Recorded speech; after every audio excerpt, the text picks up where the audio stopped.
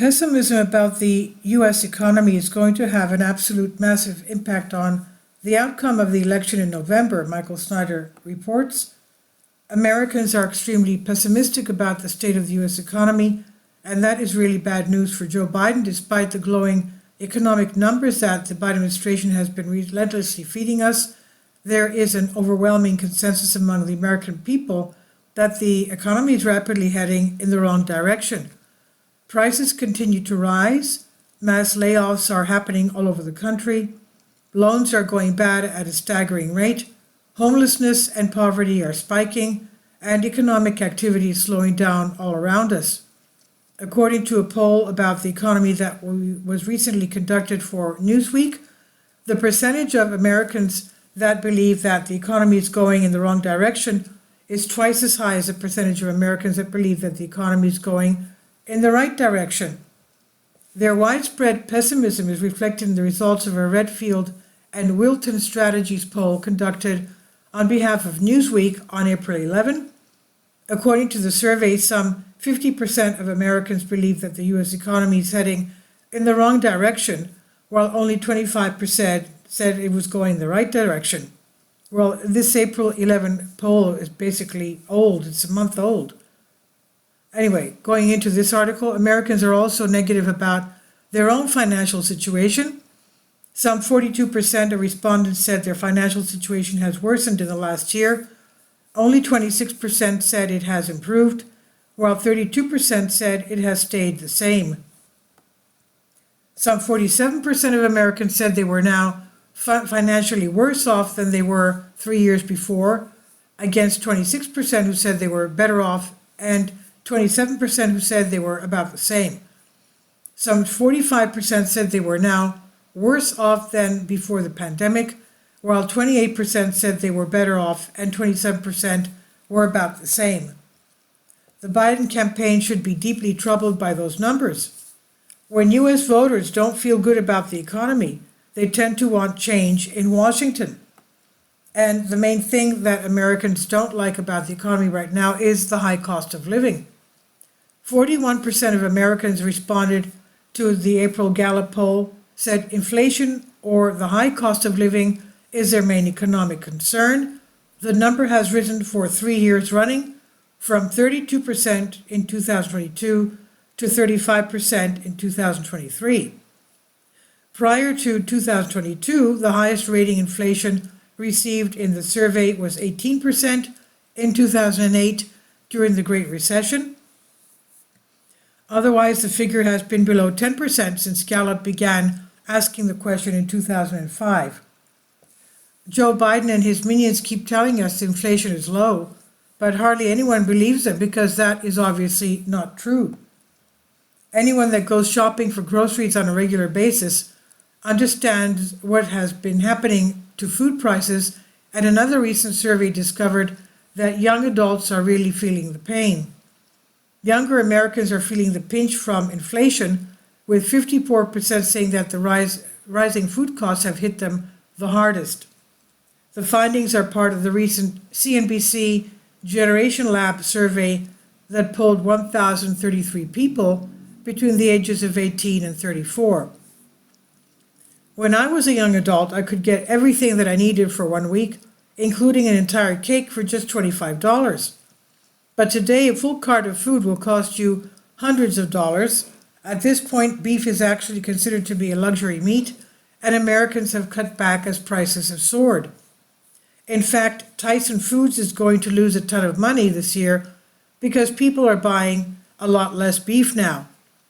Tyson shares fall as beef business struggles is a headline story in today's Wall Street Journal. They go on to note that Tyson, America's largest U.S. meat supplier, said its beef business was softening and that the company, a bellwether for the U.S. meat industry, forecast a bigger operating loss for its beef business this fiscal year between $100 million and $400 million. Why?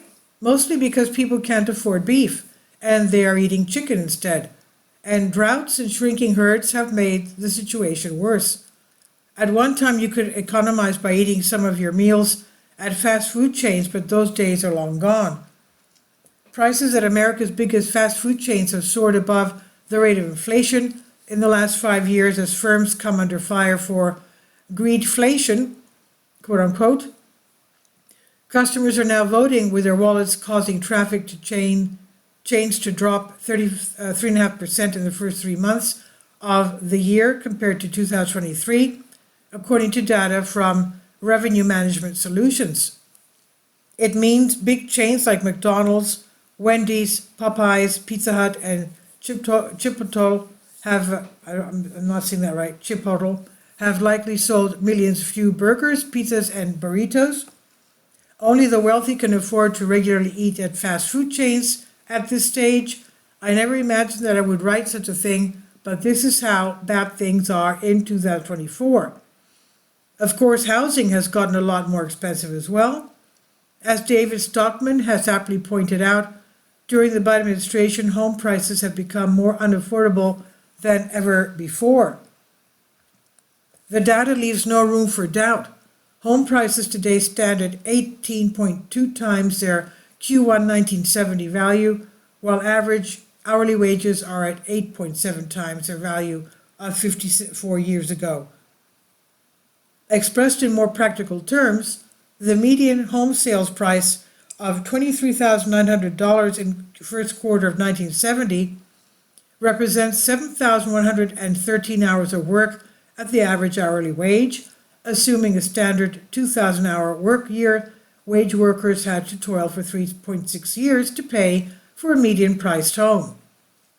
With the passage of time, though, of course, the Fed's pro-inflation policies have done far more to goose asset prices and wages.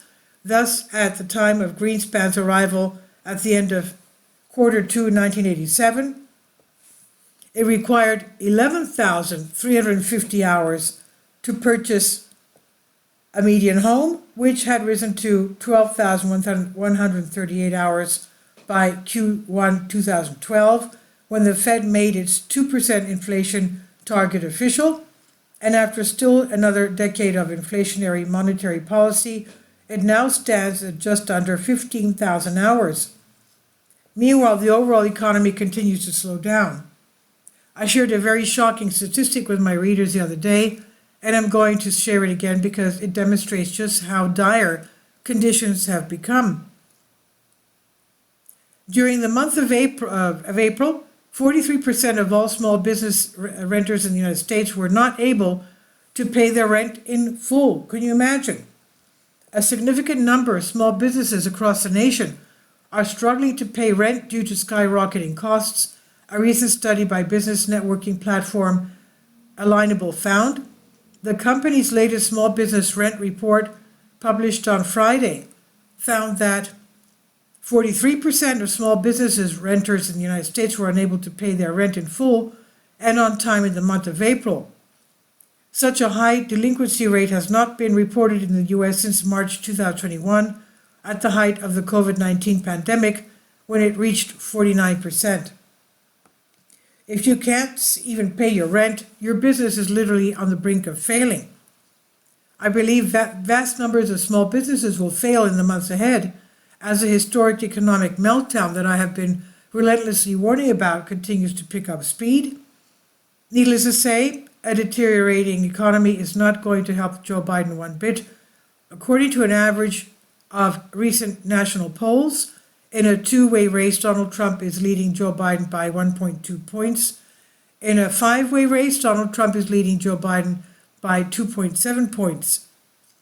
As economic conditions become harsher during the second half of this year, I would expect Trump's numbers to improve and Biden's numbers to get worse. Economics and politics always have a tremendous amount of influence over one another, and that will particularly be true here in 2024. And this is by Michael Snyder on the Economic Collapse blog. Please leave your comments. Thank you for your support. Michael's new book entitled Chaos, available in paperback and for Kindle on Amazon, and you can check out his new Substack newsletter right here. About the author, Michael Snyder, extremely controversial new book, Chaos, available in paperback and Kindle on Amazon. He's also written 7 other books in available on Amazon, including End Times, 7-Year Apocalypse, Lost Prophecies of the Future America, The Beginning of the End, and Living a Life That Really Matters, commissions earned. When you purchase any of Michael's books, you help to support the work that he's doing. You can also get his articles by email as soon as he publishes them by subscribing to his Substack newsletter. Michael has published thousands of articles on the Economic Collapse blog, End of the American Dream, The Most Important News, and he always freely and happily allows others to republish those articles on their own websites. You can connect with Michael on YouTube, Facebook, and Twitter, and share his articles on your own social media accounts. It's definitely a great help. These are such troubled times and people need hope. John 3:16 tells us about the hope that God has given us through Jesus Christ. For God so loved the world that he gave his only begotten Son, that whosoever believeth in him should not perish but have everlasting life. If you have not already done so, we strongly urge you to invite Jesus Christ to be your Lord and Savior today. Finally, support my Patreon account. The daily posts are 5 videos daily, and they are totally different from what I have on my YouTube channel. Thank you so much for your support and that you find all my content so interesting. You'll find the Patreon account details in the description box below.